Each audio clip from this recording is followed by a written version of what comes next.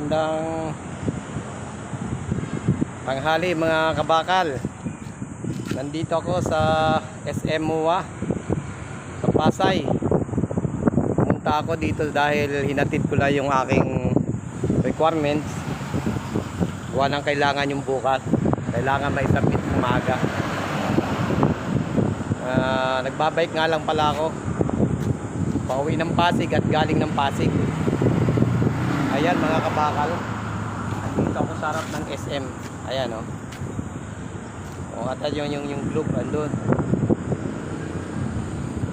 Kailangan gawin magsakripisyo magbike.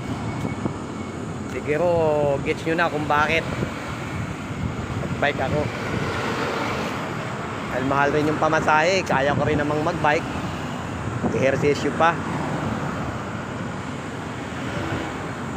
Bali yung Pasig, ibabay ko siya ng almost 2 hours.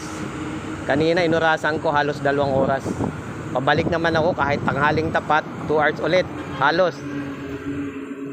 Kaya ganun yung sakripisyo natin mga kabakal. Ganun pa man kung dadaan ito sa inyong wall, pakisupport naman ang aking page, ang Facebook page, Kabakal Vlog. Ganon din ang aking YouTube channel, Kabakal Vlog.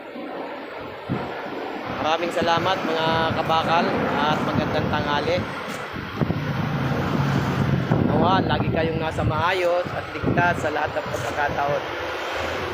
God bless all at magandang tanghali. Bye-bye!